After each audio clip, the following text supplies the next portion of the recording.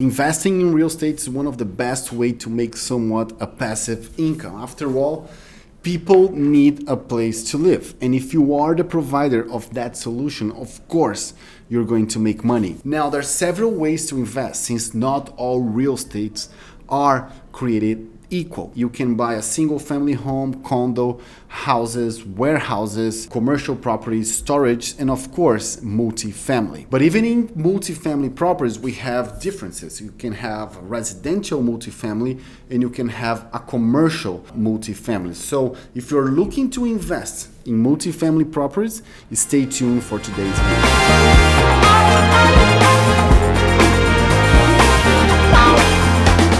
Hey bosses, welcome back to my channel. My name is Jevaux and I'm a real estate developer and agent here in South Florida. And if you follow me for some time, you know how I love multifamily properties.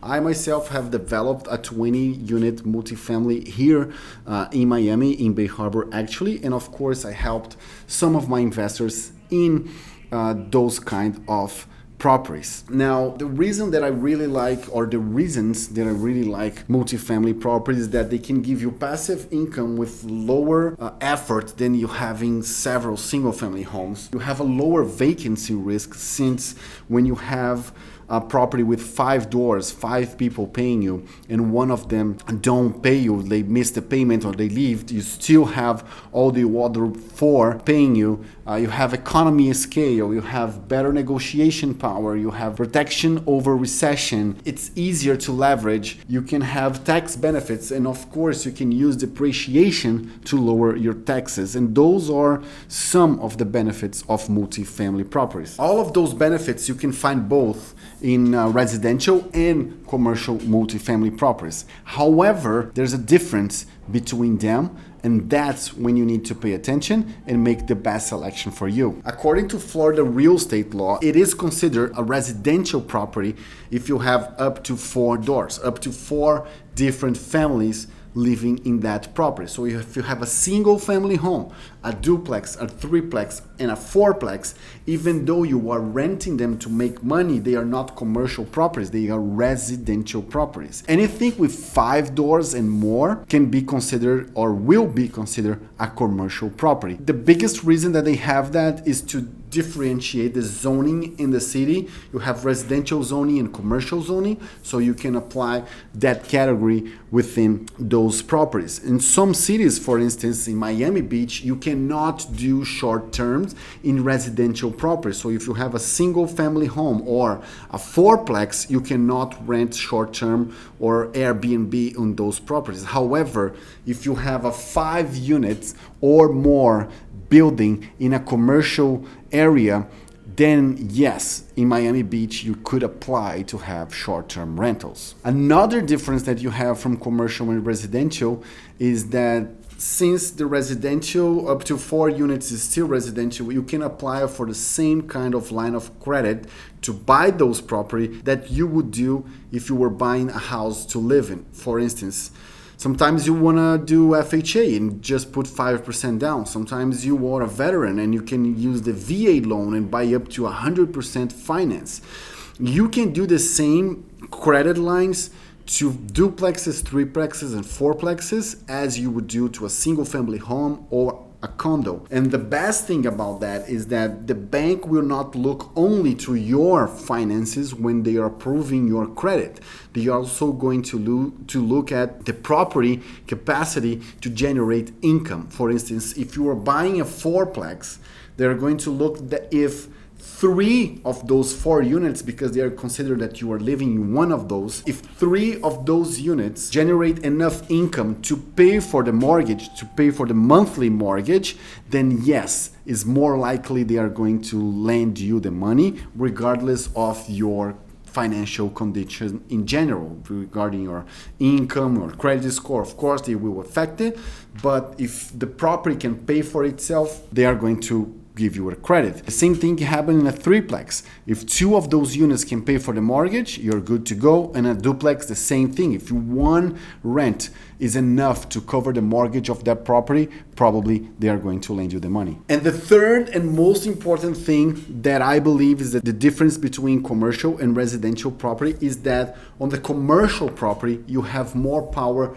to control the value of the property. And I'm going to tell you how. On the residential property, every time you are buying it with a finance, the banks are going to perform an appraisal. This appraisal will measure the value of the property based on the value of how much or for how much properties that are similar to yours in your neighborhood were sold for. So let's say you're going to buy a property that is $700,000, but after the bank do the appraisal, they see that on that area, properties that have the same features as the one that you are buying are being sold for $500,000. They're still going to lend you the money, but they are going to lend you up to 75% of the appraised value, not for the asking price. So if you don't have the money to come to closing, then you're just not going to close. You need to find another property or ask the seller to adjust the price. So if you are the seller of a residential property, what I'm trying to say is that it doesn't matter how much money your property makes, it only is going to be appraised by the value of the comparables. And that's different on the commercial side. On the commercial side, banks still run an appraisal, but the appraisal is more driven towards how much money your property makes and how much is the average cap rate of that location than the actual price of the property with similar features. Let's give an example. Let's say you are in a market that the average cap rate is 5% per year. If you are looking at a property that makes a net operating income, which is revenue minus the expenses of $100,000, based on a cap rate of 5%, the market value of that property is $2 million.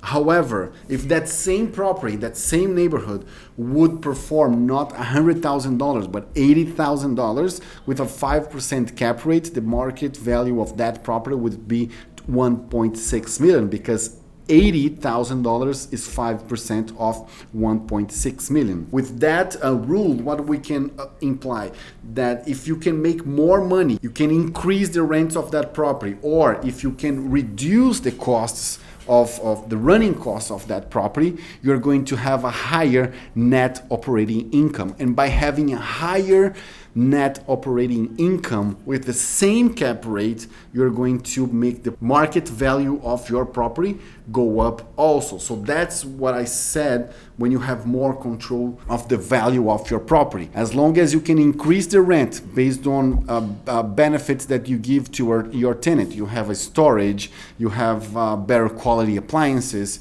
you have a better quality finishes on your property, or you can reduce the cost, you reduce the management cost, you put electronic locks or whatever it is, you're going to make your property worth more. You don't have that power on the residential, but you do have power on the commercial property, which are those with 5 units or more. Regardless if you are investing in residential or commercial, I think multifamily properties are the best way to invest in real estate for the given reasons that I already said. So if you already own several single family properties like single family homes, condo, townhouses, I would consider you to do one of the two things. Number one, you can sell them because the market now is super hot. You're going to get top dollars for them, and take those proceeds and invest in one multifamily property with 5, 6, 7, 8, 10 doors, because that's going to make your life easier to manage.